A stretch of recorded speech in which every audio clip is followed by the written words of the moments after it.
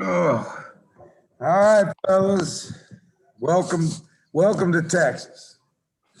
That's as close as I want to get. No, not here. I'm here.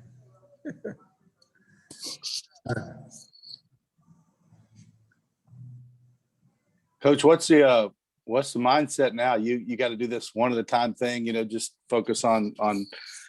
Obviously, you don't know yet, but what's your focus as a team now as you get ready for this? Well, it's funny that the announcers, ESPN announcers, asked me yesterday, "Do you change your mindset, or what do you say to them, prepare them for the tournament as opposed to regular season?" And they asked me, "What do you say to them? What do you do?" I said, "Nothing." I said, "Look, every day we preach being a champion and playing like a championship ball club. You overhype them, you don't know what's going to happen. So we don't change. We stress being the very best you can be every practice, every drill, every shot, every game. And to double hype that, I think, is a mistake. I think you tighten players up, you get overhyped. So they know the importance. I mean, they're not dummies. They're smart kids, young men, and they understand the importance of the game. And I don't need to double emphasize it.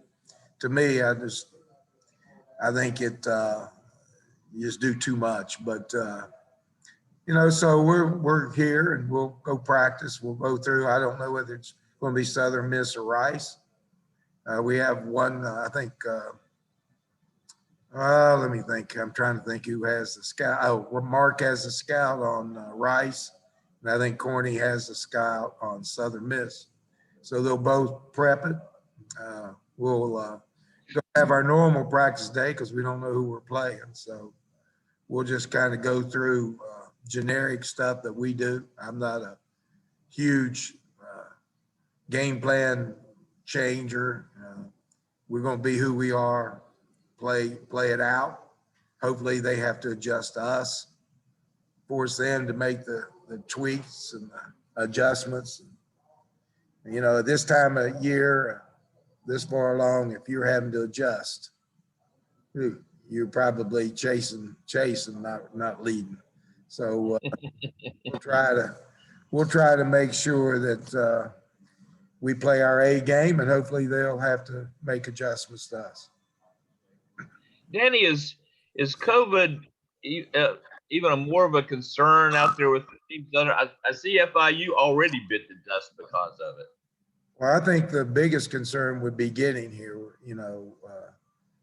Once they tested and came here, and they got it out of Florida, which there's a lot of tourists and the spring and things of that nature. So it's probably a higher possibility there than other places. But once here, you're in the environment here, I think it'll pull off pretty well from this point on.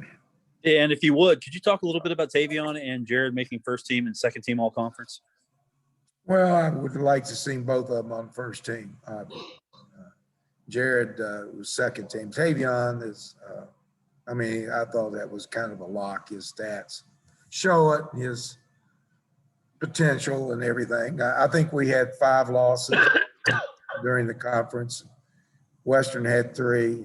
Everybody else had maybe one with 4, and then everybody else 5. So we were probably third in the number of losses and probably number 1 in the toughest schedule to get through the conference. So I felt like Jared really should have been on there. He leads assists, leads in steals, pretty high in points per game. But, you don't get to vote for your own, and there's a lot of votes. So it happens. It happens all the time. He got first team defense, which was good. Andy, I think, came on late in the year.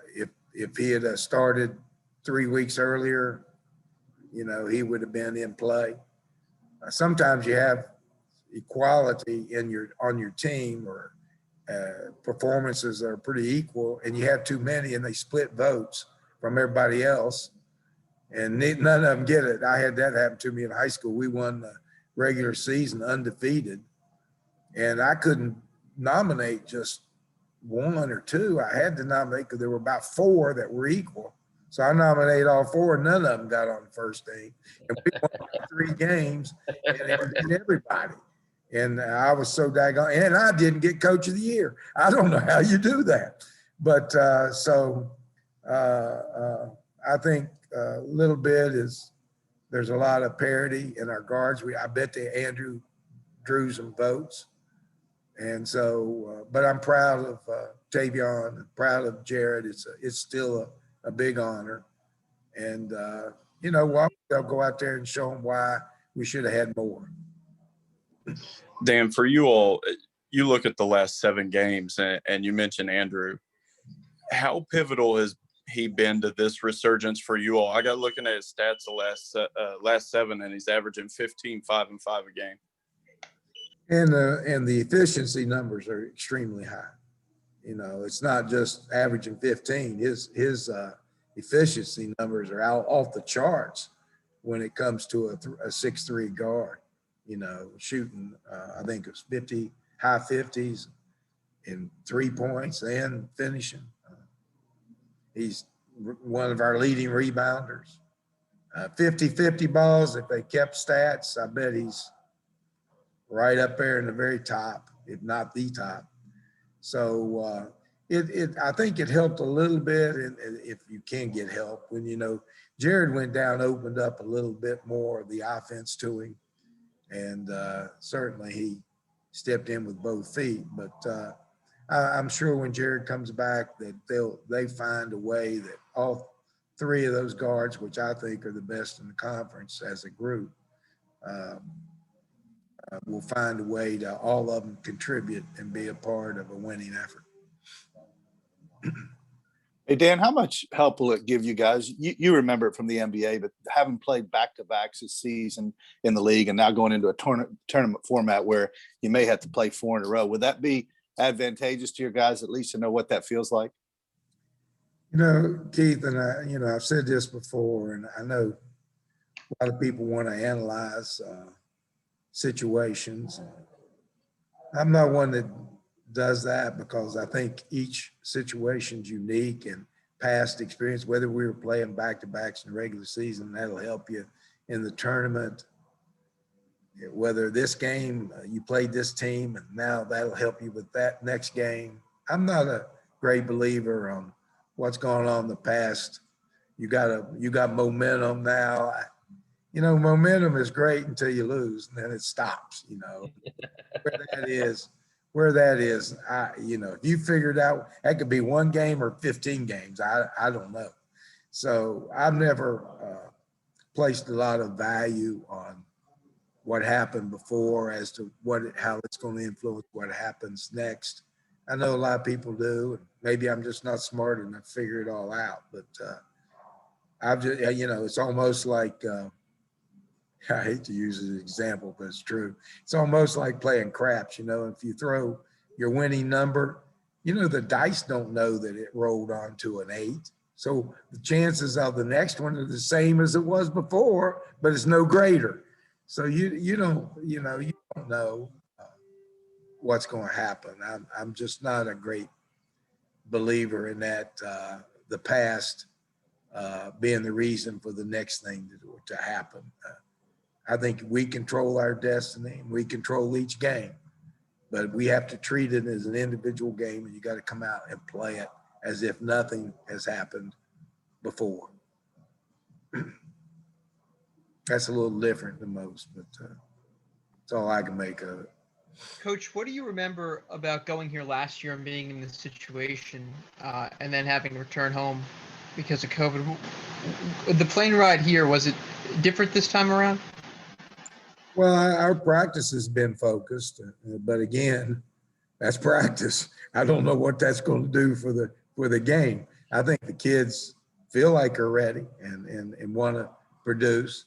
Last year was extremely disappointing because I thought we were playing our best basketball And we had a really good game against a team, UTEP, that was playing at its best when we played them in the tournament. And we were able to come away with a fairly comfortable lead and game. So other than just feeling disappointed and wanting to finish the season, again, and maybe to a fault, I'm not one that goes real low or real high, you know. So when you're asking me what your emotions are, pretty much the same, whatever happens, you know. You feel pride, and I feel pride, but mine's a muted pride. I don't let my emotions, never have. I don't know why I don't. Maybe it's the genetics. I don't know, but I just never have had a rush of emotion. I'm just not that type of person, one way or the other, whether it be good or bad.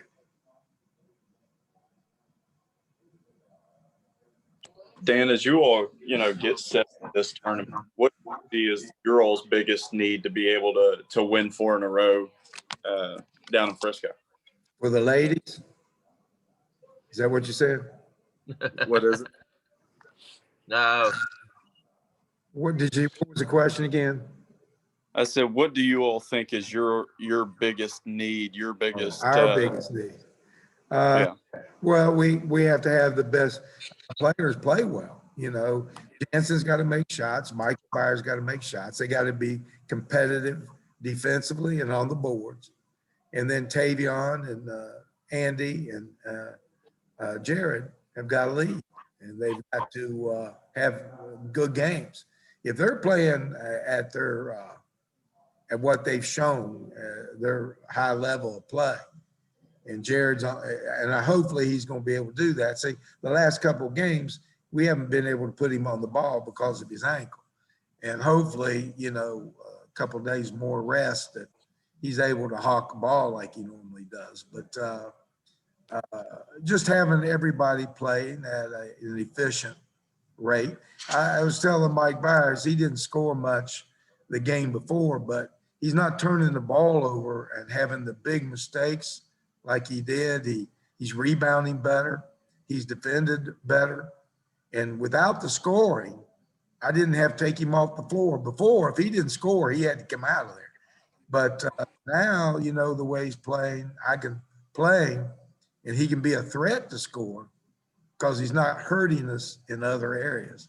So if his play continues, Jansen is shooting the ball efficiently. And the thing about Jansen this year, I think it was different than last year. His preparation in putting in the time to get up extra shots has been far greater this year than it was last year. And I think it's helped him. You know, I think I feel a lot more confident in what he's doing. Plus, he's putting it on the floor a little bit and making some moves and getting into the basket. I think he still has to be selective with that because it's not his real skill, but he can do it at times. And then, you know, just having Jared, just all of them being efficient with what they provide for the team. We got to have bench play. I hope Goran, we need that big body at times in there that he can, and he showed it yesterday in practice. He picked up the speed that he runs through drills. Now, whether that means that he'll get in the game and do that, for some reason, his drill speed is different than his game speed. And you'd think game speed would be quicker than the drill speed, but it's not. And I think it's because he worries about mistakes and he's a little bit more cautious in the game. And because of that, when you're cautious, your speed level dials down. And I'm hoping that we can help him get the confidence to, you know, don't worry about the big mistakes. Just play and give us all your speed and athleticism that you can. And then we can live with the results, good or bad. You know, it'll be okay. So, you know, we need him. George, I'm not sure where he's going to be. I don't know that, just from watching him yesterday, I don't know that he's going to be able to contribute early, maybe later in the tournament if we can get there. What's his problem, Danny? Yeah, damn big toe, you know. Oh, But those are painful. That, you don't know what the big toe does for you till you get it hurt. And that's your push off, that's your base. And he sprained it. Those take a little bit of time. There, people look at ankles, but that's an injury that can slow your play down a lot. oh yeah. So, we got him, and then, Early and Obina, who haven't experienced this, they got to play bigger than freshmen, Early, if Early's efficient, gives good shooting from the outside, and Obina, who can just kind of, just be effective in rebounding, defending, blocking shots, running the floor. And when Andy and Jared and Tavion make it easy for him, complete a play. And if people do that this year, I think we can be at our best, and gives us a chance to beat anybody in Conference USA. Danny, are you all planning on going to Rice and Southern Miss tonight, or is the conference trying to keep you all out of the arena for safety reasons? No, I think we can go. They don't have like courtside. You have to set up the stand spaced, but I think there's room. I think Bart plans on going. I plan on going. So, we'll get a good look. Again, I think sometimes you go scout is to relieve your own inner anxieties. I don't know that it affects the game. Now, what I look for if I do go are my little squiggly lines I put on that little paper that I think we can pull an offensive play off of and steal a couple, maybe 6-8 points in a game. I can steal some off of their defense, steal some plays that'll score at a high rate. But I think most of it is just to relieve your own anxiety. We know what they do, and you can see it on tape. And so, yeah, we'll go. We'll sit there and chew the fat. I think it was a little bit like Huggins when he was watching us play Wichita State. He was scouting Wichita State and realized, oh shit, we're gonna play Marshall. Him not watching us didn't make much difference. So, I don't know, Is